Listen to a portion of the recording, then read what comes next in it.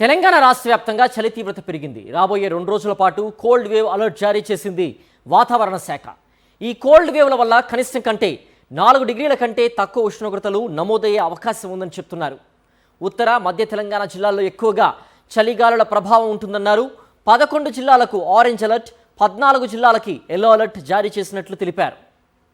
మరింత సమాచారం tank bund నుంచి మా ప్రతినిధి సుస్మిత అందిస్తారు. సుస్మిత, 4 డిగ్రీల కంటే కూడా తక్కువ ఉష్ణోగ్రతలు నమోదే అవకాశం ఉన్నట్టుగా చెప్తున్నారు. అండ్ కోల్డ్ వేవ్ కూడా ఏర్పడేటువంటి అవకాశం ఉన్నట్టుగా కూడా వాతావరణ శాఖ అధికారులు హెచ్చరిక చేస్తున్నారు. దీనికి సంబంధించిన పూర్తి అప్డేట్స్ ఏంటి?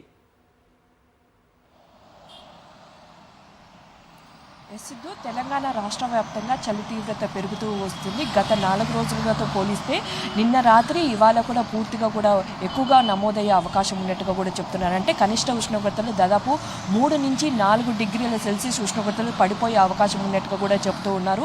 ఉదయం వేళల్లో పొడి వాతావరణం ఉన్నప్పటికీ రాత్రి వేళలు అంటే రాత్రి 7 గంటల ప్రాంతం నుంచి మొదలైనప్పటికీ ఉదయం 7 గంటల ప్రాంతం వరకు కూడా చలి తీవ్రత ఎక్కువగా ఉంటుందని కూడా తెలుస్తుంది. తెలంగాణలోని ఉత్తర తెలంగాణ అలాగే మధ్య తెలంగాణ ప్రాంతాల్లో ఎక్కువగా ప్రభావం ఉండే అవకాశం ఉన్నట్టుగా కూడా చెప్తూ ఉన్నారు. చాలా ప్రాంతాల్లో కోల్డ్ వేవ్ అలర్ట్ కూడా ఇప్పటికే జారీ చేసిన పరిస్థితి అయితే కనిపిస్తుంది.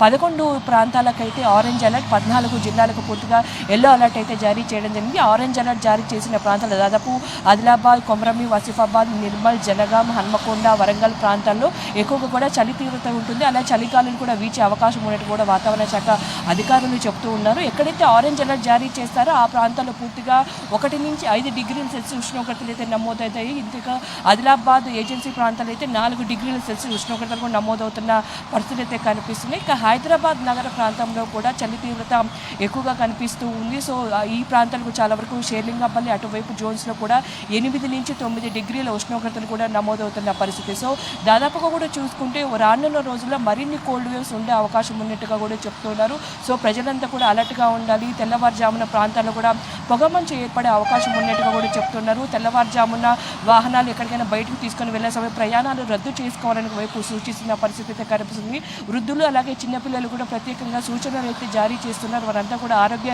జాగ్రత్తలు తీసుకోవాలని కూడా చెప్తున్న పరిస్థితి. అలాగే హైదరాబాద్ నగరంలో కూడా ఎయిర్ క్వాలిటీ ఇండెక్స్ కూడా చాలా ఎక్కువగా పెరుగుతున్న పరిస్థితి. సో ఈ నేపథ్యంలో చలి తీవ్రత ఈ కాలుష్యానికి సంబంధించి కూడా తగు జాగ్రత్తలు తీసుకోవాలని ఒకవైపు అయితే వైద్యులు సూచిస్తున్నారు. సో రానున్న రోజుల్లో మరింత చలి తీవ్రత పెరిగే అవకాశం ఉన్న నేపథ్యంలో సో దానికి తగ్గట్టు కూడా జాగ్రత్తలు తీసుకోవాలని కూడా వాతావరణ శాఖ అధికారులు అయితే చెప్తూ ఉన్నారు. సిద్ధు, ఓకే సుష్మిత.